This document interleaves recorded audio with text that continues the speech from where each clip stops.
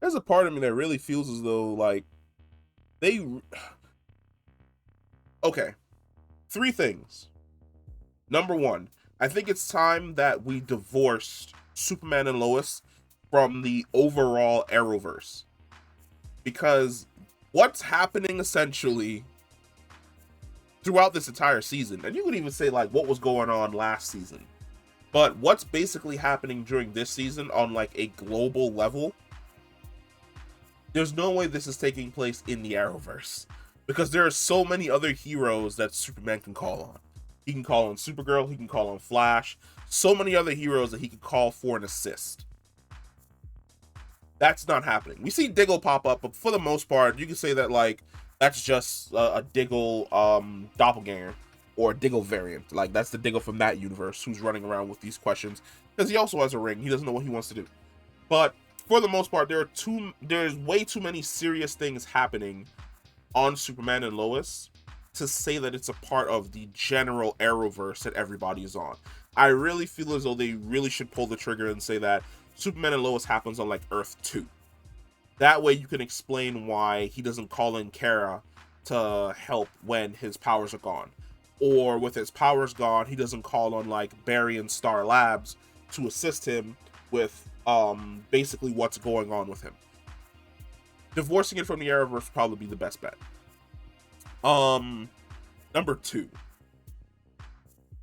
we are taking some liberties here with the amount of power that Superman's body contains. Now, don't get me wrong, there are some really super powerful versions of Superman. We've got Superman 1 million, we've got what is his name? Something Traveler Superman. Like he's basically the Superman from the 1930s comics who survived the end of his universe, and he's basically just like flying through the other universes as an observer, living a every day-to-day life like under the guise of no longer being Superman. Like basically he's retired. Those Supermen, it's understandable if like their power was drained, that they'd have the juice to basically pull two universes together. But basically saying that like, oh, you know, we drain the power from like regular everyday Superman and it's enough juice to like pull two universes together. Nah, son. Nah, you're taking some liberties there, Playboy. Like we need to dial it back because there's no way he has that level of juice inside of him. If Superman had like the level of juice to combine two universes just off of his solar cells, there's no way he'd ever get his cheeks clapped by like Darkseid or Doomsday. He would be putting in work on a consistent basis. So the show definitely takes some major liberties with how much power and juice Superman actually has. Like, so that super bugs me. Number three, can we stop making Jordan the punching bag? Like, it seems as though every single time the kid gets an episode where he's advancing and he's feeling more and more confident in his powers, someone comes in and gives him like a fucking reality check, and it's like, what the hell? Like, he just started feeling confident in his powers, taking down a dude with superpowers. Bizarro Jonathan Kent shows up and washes him. He starts feeling good about his powers again, the fact that he can fly and he has super speed. Bizarro Lana Lang shows up and washes him. It's like, stop. Protect. He's the only one with powers. Help, let him develop. Protect. But then again, he's going to have to go through these trials and tribulations if he's going to be a future version of, or at least be somebody in the future who's going to carry the mantle of Superman. Number four, complete side note, no Sarah Cushing. Like, this does not explain anything in any way, shape, or form. Which means that, no, you don't get to be mad at your mom because she's keeping this secret.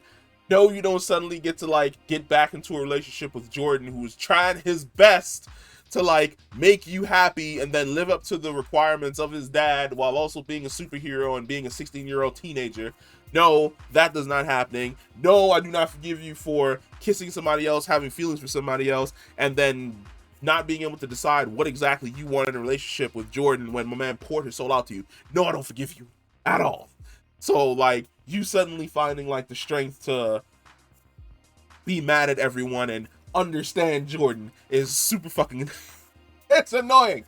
It annoyed the hell out of me. Like, I was so done with Sarah and, like, that whole relationship, because I was like, why don't you just take Lana Lang's advice, huh? Remember earlier on in the season, she was like, well, if you don't understand, if he doesn't understand just how much he loves you, then maybe he shouldn't be able to fucking date you, some shit. After your daughter was all like, oh, I kissed another girl and I feel as though I kind of low-key cheated on Jordan. Why didn't you apply that fucking logic to your marriage? Lana? Huh? Like, because what you call it seems as though he really fucking loves you, but for whatever reason, like, you're like, oh no, you gotta move the fuck out and get your own place, and you can only see the girls between like 8 and 9. It's like, damn, it's great throwing logic out there when you don't have to listen to your own fucking bullshit logic. That's absolute fucking trash. Ugh. Mini rant. mini rant over.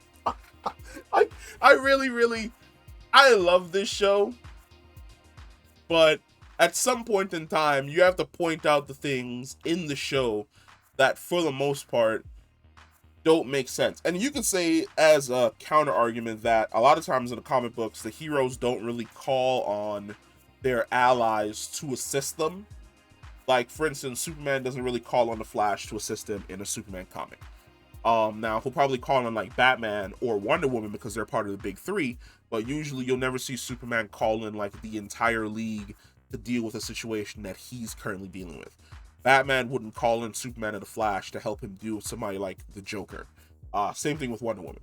And the shows are basically just maintaining that same thread that you see in comic books, or at least not thread, but more like a trope that you see in comic books. So that's 100% understandable. But the Arrowverse, for the most part, has done a really good job of crossing over characters. You've had Black Lightning, Flash show. Did he show up on Black Lightning? I could have sworn the Flash came. No, Black Lightning called for an assist from Star Labs, and the Flash did it in like a second. He was there and gone. I think the lightning bolt came and the lightning bolt left, and the package was on the table. Supergirl has done it as well, where she's crossed over with the Flash, and then she's also crossed over working with Diggle, and the DoD's also worked with like Star Labs and other organizations. But Superman and Lois has always been kind of standoffish, and I think the standoffishness is kind of annoying, especially since now we're seeing just how big the stakes are, because on a global universal threat level, this is enough for a crossover, where you should be calling in all of the other heroes to assist you with dealing with Allie, especially now that like you no longer have any powers, because you no longer have, since Allie basically drained Clark of his juice. This is the time when you call in Kara and Barry and Black Lightning and all of your superhero allies to come lend you an assist, because this is a situation that's gotten completely out of your hands, and your hands are literally Superman. They're made out of steel, and if you can't handle it, then it's going to require everyone else and possibly another Kryptonian to fly in and handle it. I just thought it was annoying that when he came back, he was like, I don't know who to call, and then he calls John Hermie Irons, and I was like, what? If you opened up my phone, my first 5 favorites would be like Kara Danvers, Barry Allen. I can't call Oliver Queen anymore because of course he's dead, but I probably have like Mia Queen up there. I would have Brainy up there, and I'd probably have Dreamer. Like they would be my first 5. Instantaneous call. I need all 5 of your help to assist me with this type of situation. Right here, right now. Help me, please. But he doesn't do that. He goes off to John Hermie Irons, and I'm like, where's the Arrowverse? This is a universal threat. There's literally a cube sun in the sky, and we're going to steal? Like, we just met him last season. Whereas we've been fighting next to these guys for like 4 crossovers. But other than that, I enjoyed the episode. I like the fact that Sarah's essentially finally seen Jordan use his powers.